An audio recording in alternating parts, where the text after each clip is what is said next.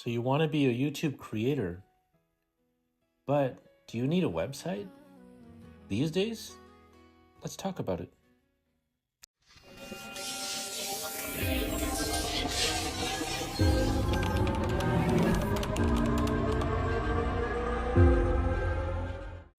Hello everyone, and this is Robert Fixit back again with something we will now call unscripted. It used to be called live chat, but that's actually a different thing that I do with my computer stuff. Unscripted is just me talking to you about things that I am passionate about. This is about YouTube and setting up your creator account.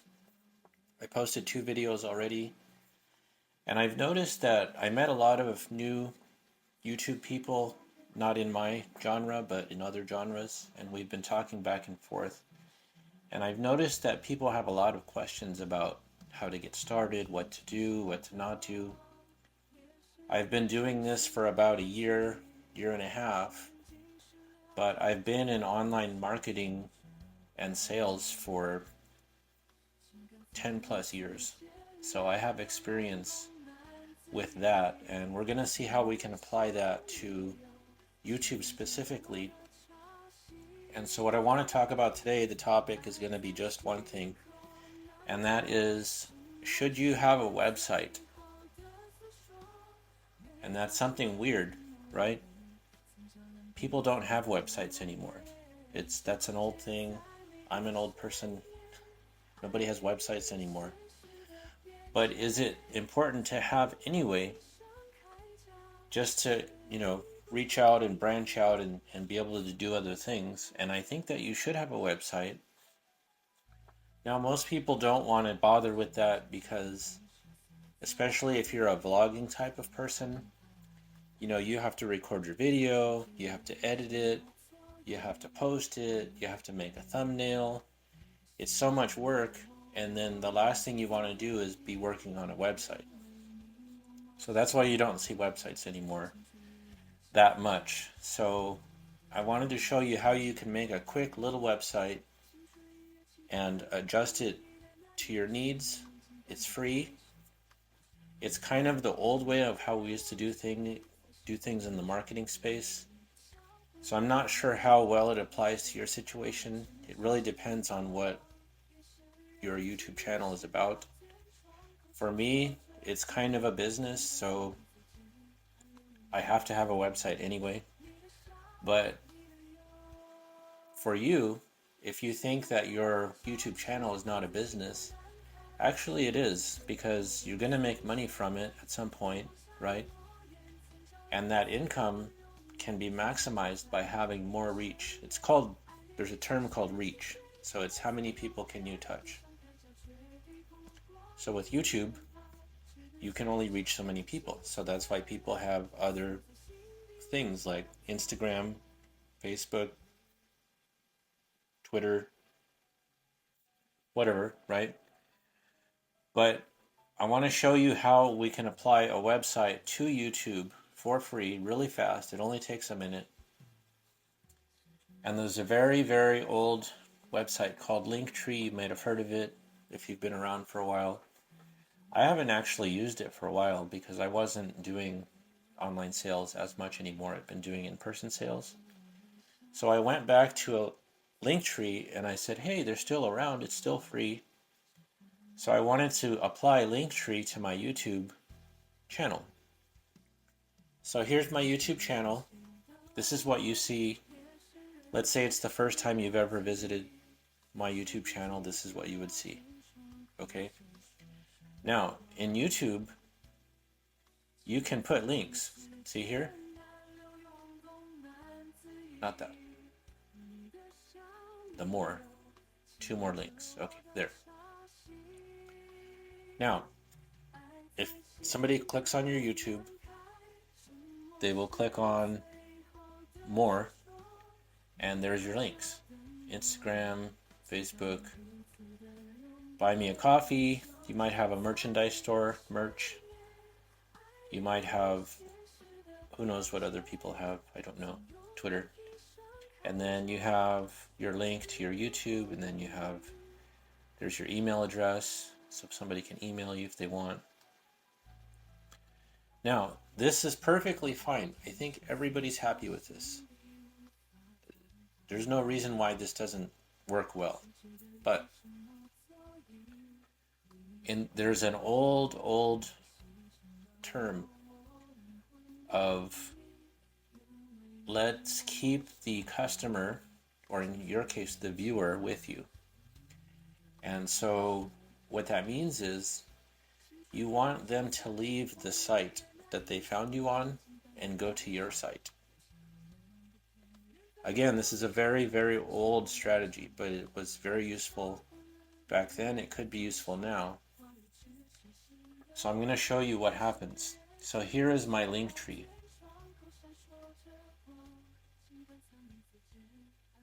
See, these are all those same links here.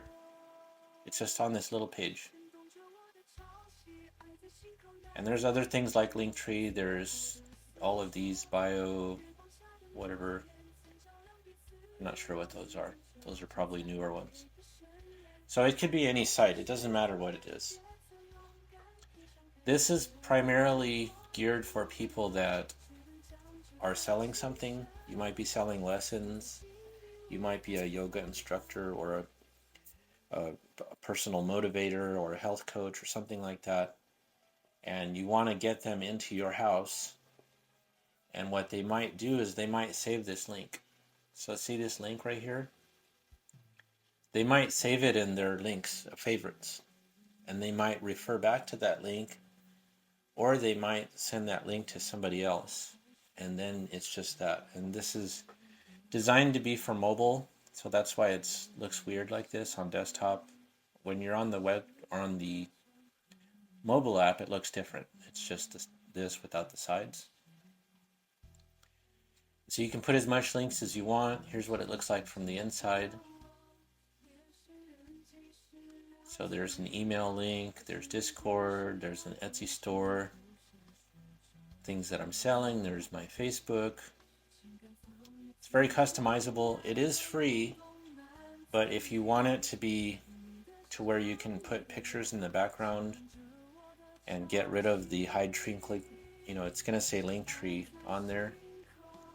If you want it to be customizable, you have to pay for it. It's about $100 a year, which is actually not bad. That's cheaper than any website. But the nice thing about this is that you can just do it on the fly. It's not a real website. It's just this. You can reorder these. You can see how many people clicked on these.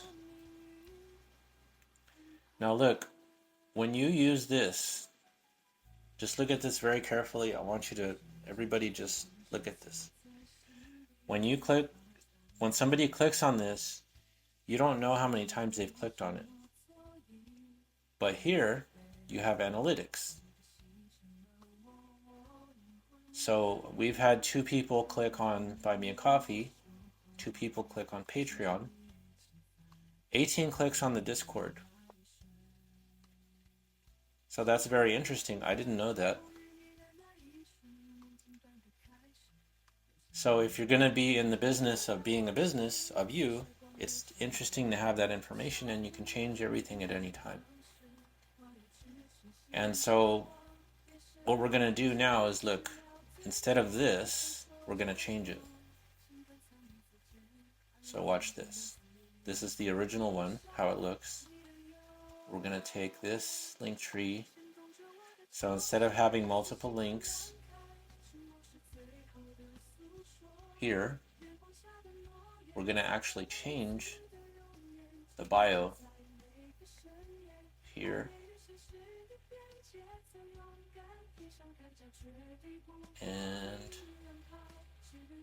where's the links? So we're going to remove all the links.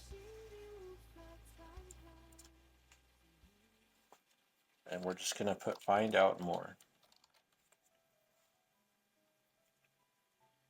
So it creates a little bit of curiosity. Okay. Now we'll publish that.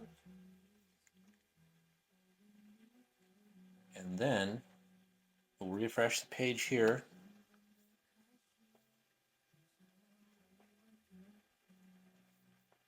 Now look, it's just one link. As God is my witness, I will quit. If this is... It's just one link now. There's no 18 links to click on. You click here, it goes to your page, boom. Now they're in your area. Now you can control what's happening here instead of them being on YouTube. Because people get easily distracted, they'll just move on to some other creator, right? And now you can do what you need to do if you need to sell your merch or your services or schedule an appointment. They can email you from here. You can make it whatever you want. It does look very boring, of course, because it's the free version. But you can always, at some point in time, make this into an actual website, and then you just put the website there. So it's so much more simple than having links in YouTube. And you know, 10 minutes of your time, it's free, why not? And then look what happens here. If you go to Instagram,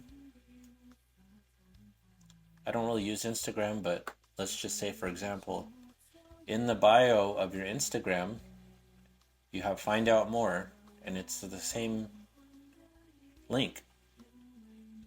Now let's say somebody found you on Instagram. They would click here. Okay, fix the link. Now let's try again. Instagram. Boom. Same website. You can move the YouTube higher if you want to. It doesn't have to be like this. So what I'm trying to say is that you have, it's called a funnel. You want to get people into what you're doing. It's not all about YouTube. You have to be kind of a little bit open-minded. You know, YouTube might not work tomorrow, right? You want people to get into your social media, into what you're doing. If YouTube crashes or whatever, you need multiple sources of income. Also, I suggest to you that you should make a different email for your YouTube channel or your business than your personal email, because, you know, plasmaguy420@gmail.com is not exactly a business professional email. Also, people will be emailing you for business opportunities, collaborations, and you don't want those emails to go into your general email box. You want to have those go into your business email. And so what you're going to do is every morning when you wake up and you check your email, you always check your business email first before anything else, because that's where the money is. If you intend to make money, like I said, if you're just playing around and you want to get paid to just make videos and not actually treat this as a company business, then that's a whole nother story. But you have to do this from the beginning, because what's going to happen is if your channel blows up to something really big, you're going to have to do this anyway. So you might as well just do it now. This took maybe 20-30 minutes and you're done. That's it. So we'll see you on the next episode of Unscripted. We'll give you more YouTube tips, more fails that I did wrong, and we'll have a good time. So let me know. What do you think? Would you actually have a website for your YouTube channel? Is it worth it? We'll see you on the next one.